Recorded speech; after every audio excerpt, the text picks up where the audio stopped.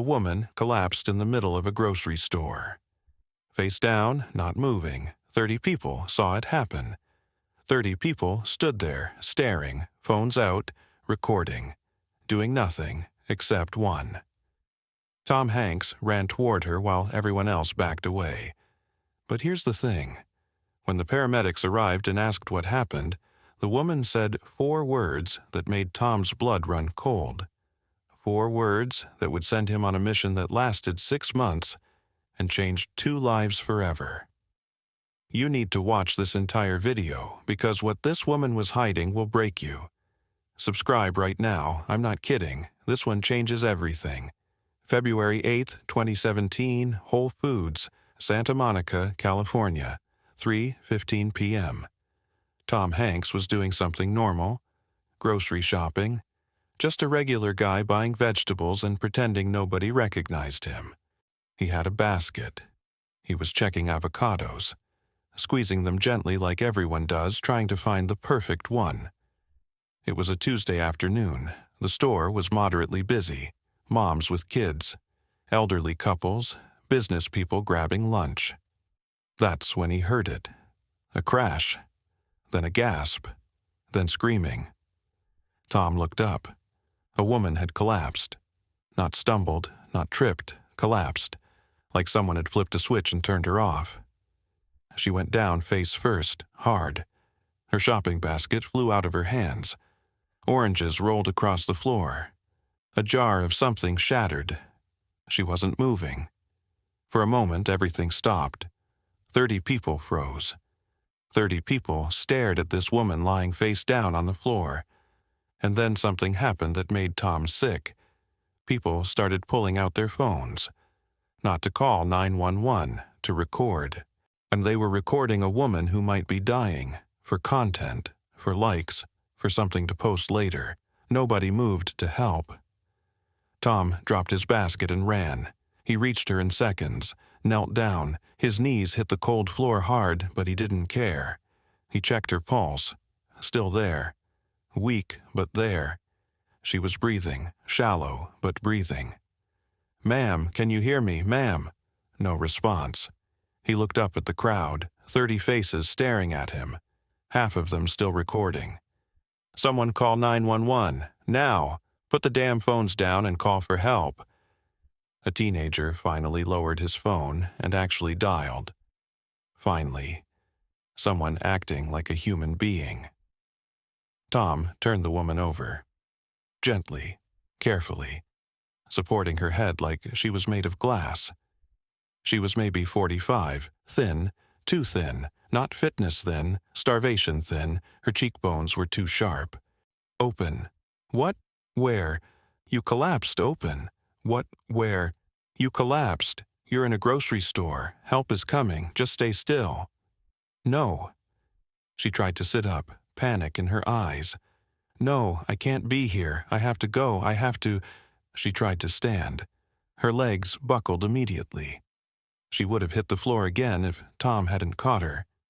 Hey, stop. You just passed out in the middle of a store. You're not going anywhere until we know you're okay. You don't understand. My kids. I have to pick up my kids. They're waiting. They don't know where I am. What time do you pick them up? 3:30. I have to. She looked around, searching for a clock. What time is it? It's 3:20. You have time. But you need to stay still. Can you do that for me? The woman stopped fighting. She was too weak to fight anyway. She just lay there, in Tom's arms, on the floor of a grocery store, with 30 people watching. "What's your name?" Tom asked. Linda Morrison. "Linda, my name is Tom. I'm going to stay with you until the paramedics arrive, okay?" She nodded weakly. Here's what Tom didn't know yet. This woman's story was about to get much darker. The paramedics arrived. They checked her vitals. Blood pressure was 80/50, dangerously low. Blood sugar was 42, almost non-existent. A normal person's blood sugar is between 80 and 120. "Ma'am, when was the last time you ate?" Linda didn't answer. Ma'am, this is important. When was the last time you ate something? She looked at the floor, ashamed. 3 days. Tom felt like someone had punched him in the stomach. 3 days? You haven't eaten in 3 days? The paramedic jumped in. Ma'am, 3 days without food could cause exactly what just happened. Your body is shutting down. You need to come with us. I can't. Linda's voice was desperate. I can't afford the ambulance. I can't afford the hospital. I have $23 in my bank account. I came here to buy food for my kids. That's all the money I have until Friday. Ma'am, this is a medical emergency. I said I can't. Tom held up his hand to the paramedic. Linda, look at me. She looked at him, really looked at him for the first time. Recognition flickered in her eyes. Wait, are you Tom Hanks? Yeah, and I'm going to ask you something. And I need you to say yes. What? Will you let me pay for the ambulance and the hospital? Everything, all of it. I can't let you do that. I don't even know you. That's too much. I could never pay you back. I'm not asking you to pay me back. I'm asking you to let me help. That's all. Just let me help. Linda started crying. Not pretty tears, ugly body-shaking sobs. The tears of someone who had been holding everything together with thread and prayers, and had finally run out of both. I don't understand why you would do that. Because you haven't eaten in 3 days so your kids could eat. That tells me everything I need to know about who you are. Now please, get in the ambulance. Linda got in the ambulance. Tom followed in his car. At the hospital, they hooked her up to IV's fluids, nutrients, all the things her body had been missing. A doctor came to talk to Tom in the hallway. Are you family? No, just a friend. Well, your friend is severely malnourished. This isn't a one-time thing. Her body shows signs of chronic starvation. She's been doing this for months, maybe longer. Starving herself. Giving her food to someone else. Her kids, I'd guess. It's more common than you'd think. Parents who can't afford enough food for everyone, so they go without. How long can someone do that? Not much longer than she has, another few weeks, and we'd be having a very different conversation. Tom went back into Linda's room. She was lying in the bed, IV in her arm, looking slightly less like death, but only slightly. Tell me everything, Tom said. I want to know how you got here. Why? And what does it matter? Because I'm going to help you, and I can't help if I don't understand. So Linda told him. She had been married for 12 years, good job, nice house, 2 kids, normal suburban life. Then her husband left. 8 months ago, cleaned out the bank account, every penny, disappeared, no warning, no explanation, just gone.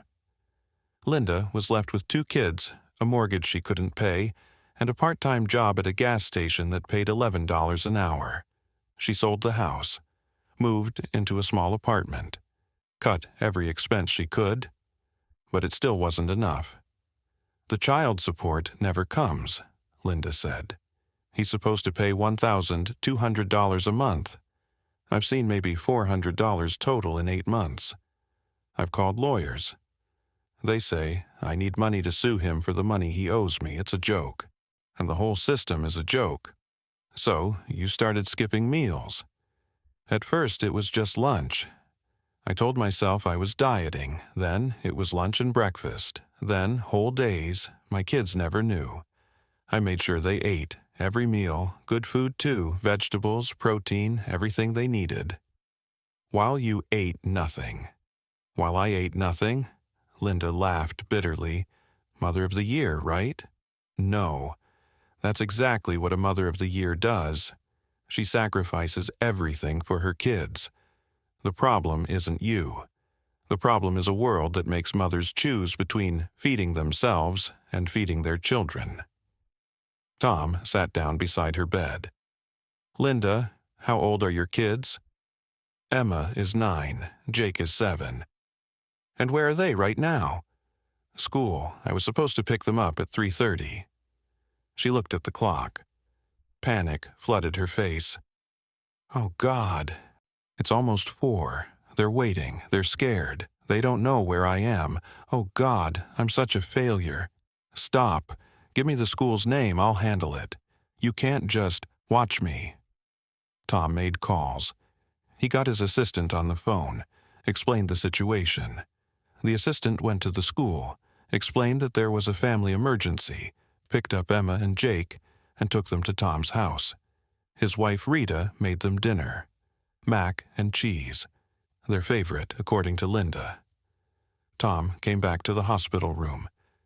Your kids are safe. They're at my house. My wife is with them. They're eating mac and cheese and watching a movie. Linda broke down again. Why are you doing this? Why do you care about some stranger who passed out in a grocery store? Because I saw 30 people stand there and do nothing. And I don't want to be one of those people. Not today, not ever. Tom leaned forward. Linda, I need you to listen to me. What you're doing, starving yourself for your kids, it's not sustainable. It's killing you. And if you die, what happens to Emma and Jake? Who takes care of them? Your ex-husband who abandoned them? The foster system? I know, but I don't have options. You do now. Here's what Tom did over the next 6 months. First, he paid Linda's back rent, 3 months, $4,200.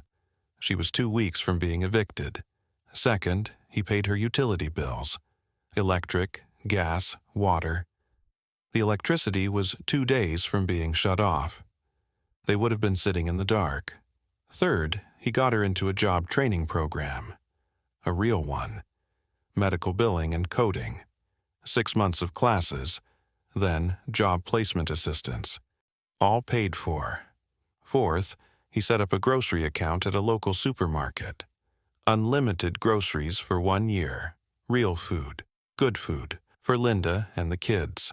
Fifth, he found a pro bono family lawyer, went after the ex-husband, found him living in Vegas, had his wages garnished. Linda started getting real child support for the first time in 9 months. Sixth, and this one was personal, Tom set up a college fund for Emma and Jake. Small, but real, so Linda would never have to worry about their future. This isn't charity, Tom told her. This is a bridge. You fell into a hole that wasn't your fault.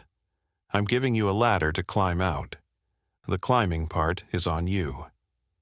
Linda climbed. She completed the job training program, top of her class, got hired at a medical billing company, $42,000 a year to start, benefits, stability, a paycheck that actually covered the bills. The ex-husband was found in Nevada. The court wasn't kind to him. Garnished wages, back payment plan. He's still paying off what he owes. He'll be paying for years. Linda gained back the weight she'd lost, 32 pounds. She started eating 3 meals a day at the table with Emma and Jake, like a family again. Emma and Jake never found out how close they came to losing their mother. They don't know about the 3 days without food. They don't know about the grocery store floor. They don't know about any of it. They just know that one day things got better. Today, Linda Morrison is 51 years old. She's a supervisor at the medical billing company. 6 people report to her. She makes $67,000 a year. She owns a small condo, not fancy, but hers.